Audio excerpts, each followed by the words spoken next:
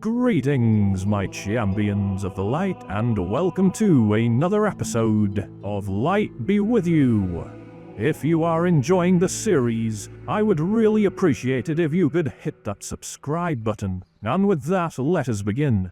Now, my friends, you are probably aware we had quite the scare last episode, as we almost perished in the dead mines. And I have to be honest with you, in those dark moments, my faith in the light was shaken. And this episode, I plan to take things easy. My goal is to reach level 19. I certainly don't want to repeat the close call that I did in the last episode. I visit the bank and collect some gooey spider legs that I had stored there, and we will most likely need these today, as I plan to do several quests that will not require me to engage in combat. However, this will not be the only quest we complete. A fellow pacifist adventurer, this dwarf named Shagass, recently gave me a shout out in their video, and I only bring him up because he actually did some fishing quests, and that gave me a great idea. If I were to level my fishing skill, that would surely open up additional quests for me to complete.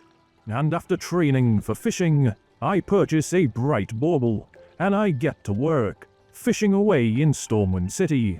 Now, my friends, I have a particular quest in mind, one in the town of Lakeshire. It turns out in order to fish effectively in Lake Everstill, you need a fishing skill of 100. And so, my friends, the fishing montage begins.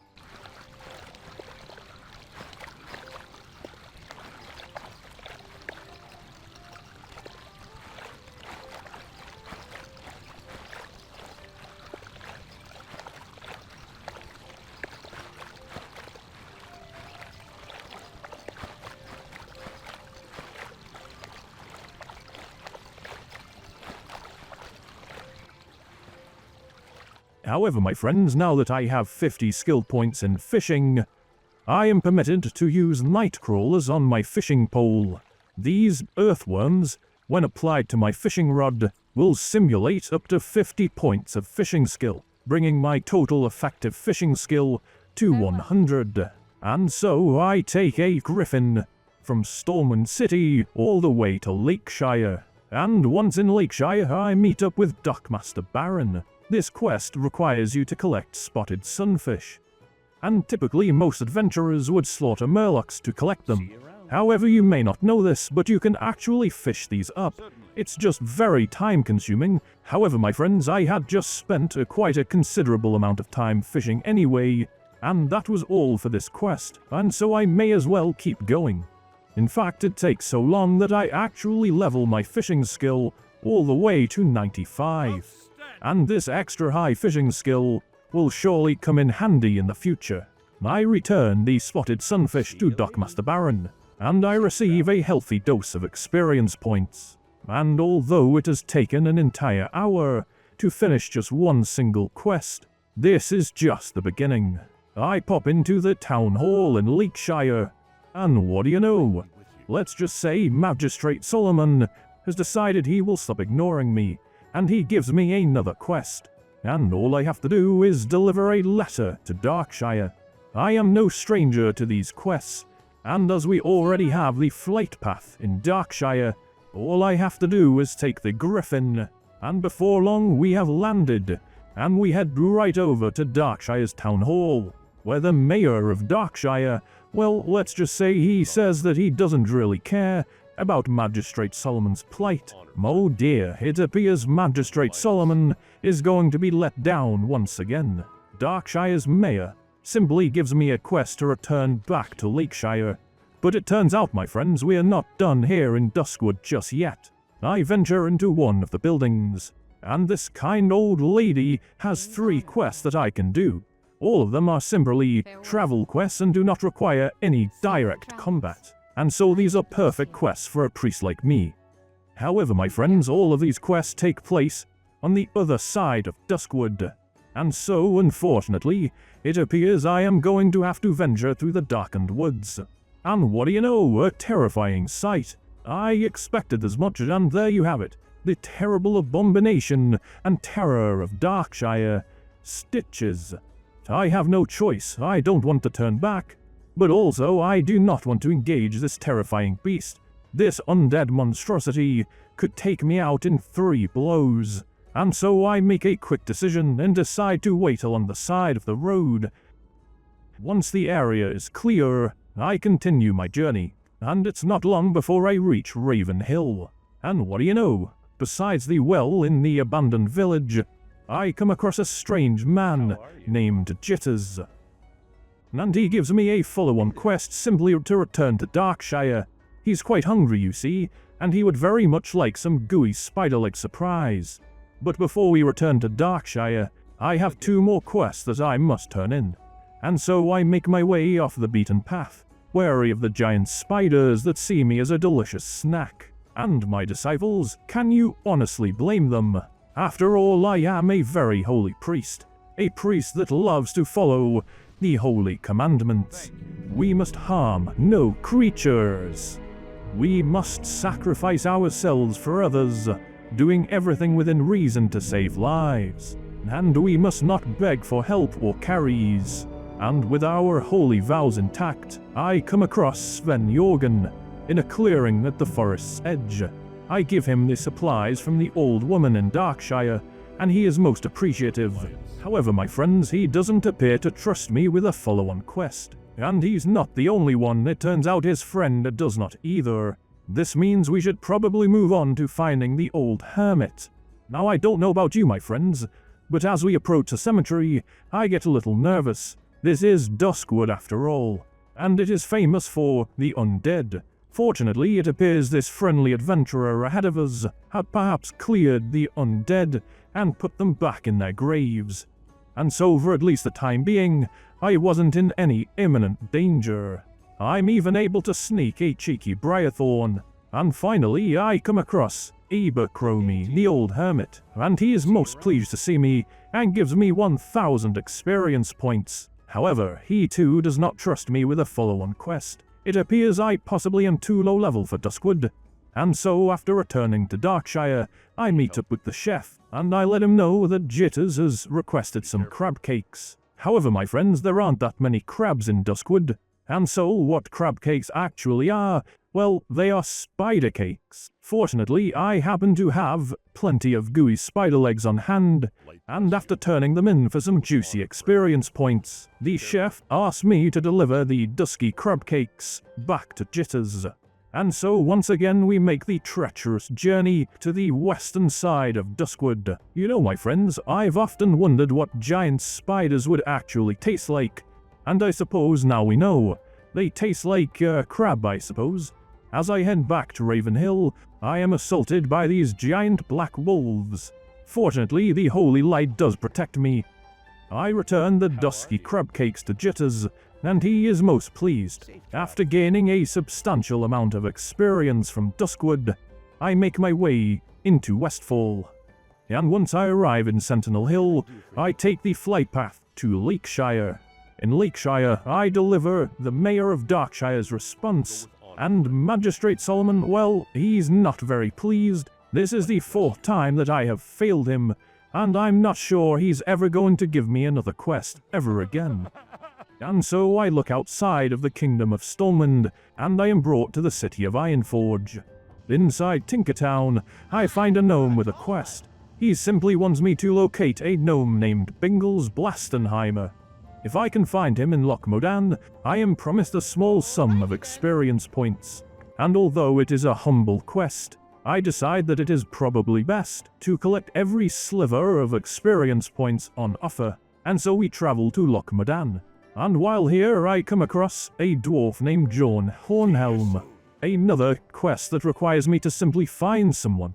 These types of quests truly are the bread and butter of my leveling journey, and I really do rely on them to get by. After a short journey, I make it to the excavation site, and I receive a measly amount of experience. And the follow-on kill quest is certainly not suited to a priest like me. However, across the other side of the camp, I notice Prospector Ironband, and he simply wants me to bring a progress report to Thelsamar. However, my friends, before heading back to the town of Thelsamar, I make a quick search for Bingles Blastenheimer. And what do you know, after finding him, it truly was a humble amount of experience points. Turns out his follow-on quest simply involves collecting objects from around a Trug camp. I run along the shores of the loch, and I finally make my way to the Trug Island. It appears the objects that I need to collect, a wrench, a screwdriver, a hammer, and a blasting capper, well, they're surrounded by high-level Trugs, and there are far too many for my psychic scream to be effective. And so, in dismay, I travel towards the stone-wrought dam, intent on returning to Thulsamar. However, my friends, along the way I discover a dwarf, and he simply wants me to investigate an area and find out what some dark iron dwarves are up to. And so, after traveling back across the dam, I realize that these dark iron dwarves are definitely up to no good. They have a barrel of gunpowder, and they seem poised to blow the dam to smithereens. I activate my psychic scream, causing the two dark iron dwarves to flee the scene. This gives me a golden opportunity to grab the gunpowder sample and flee back across the dam. And after noticing the mountaineer, the dark iron dwarves give up the chase.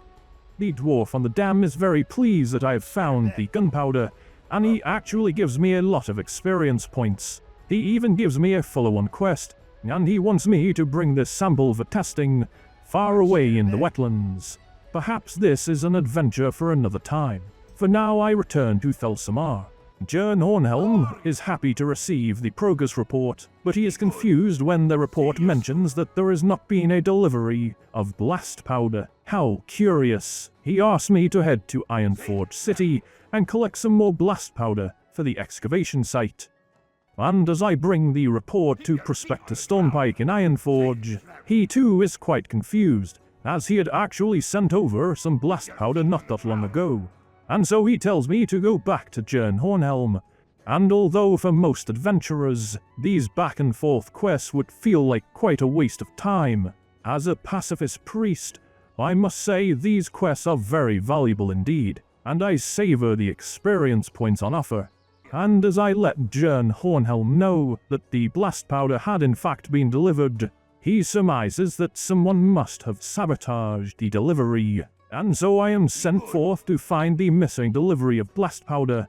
I soon come across dark iron dwarves attacking the wagon of blast powder. There's not much I can do, but I do activate my psychic scream, buying the defenders a moment of respite.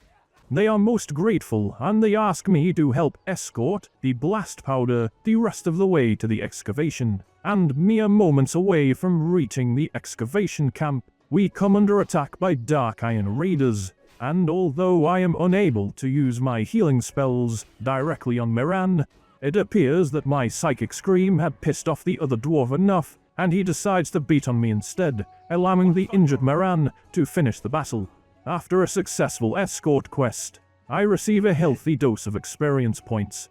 And my friends, I notice someone in the general chat asking if anyone else is on the quest to collect Bingle's missing supplies from the island. This is a perfect opportunity, and I give my greetings to the Night Elf Hunter. Unfortunately, my friends, the Night Elf Hunter, let's just say my holy ways, they may be making him uncomfortable. And so I take this moment to do some exercising while I wait for the Night Elf Hunter to arrive. And after the Night Elf Hunter finally arrives, we actually come across a friendly mage who offers to join us on our quest. And with the mage's magic and the hunter's powerful Crocalist companion, we make short work of the rest of the Trugs. And as a gesture of goodwill, I even pass up the opportunity to collect a nearby chest, allowing the other adventurers to do so. Unfortunately, it appears everyone is extremely kind, and looking back at the footage of this recording, I noticed that none of us actually ended up looting the chest. And as we swam across the loch, the friendly mage shared a quest for Crocalisk hunting. And after beating down the Crocalisks on one of the islands, I actually let them know that there is another island full of Crocalisks. And my friends, if you are ever trying to do this quest, you should know that there is an island here with an infinite supply of Crocalisks. As one Crocalisk falls, another will respawn. There is always going to be at least one Crocalisk, no matter how fast they are slain. And so, my friends, before long, thanks to Crocalisk Island, we are able to collect all of our Crocalisk meat and Crocalisk skins. and after returning the tools to Bingle's Blastenheimer, I am met with a goodly amount of experience points, and the mage and I part ways. And of course, as both the mage and I have the same route to go to turn in this quest, we have quite an awkward journey back. But finally, my friends, I venture back to the Farstrider Lodge, and I hand over the crocolisk meat and crocolisk skins. And what do you know, it turns out I hadn't even noticed, but I had leveled to level 19 while hunting down the crocolisks. And so, my friends, with our adventure complete, I venture back to Stormwind City. I return to the Cathedral Square. For, my friends, I now feel confident that if we return to the Dead Mines in the next episode, we will have much greater success, and I will be less likely to perish. And so, my friends, I bid you farewell for now, and always remember, light be with you.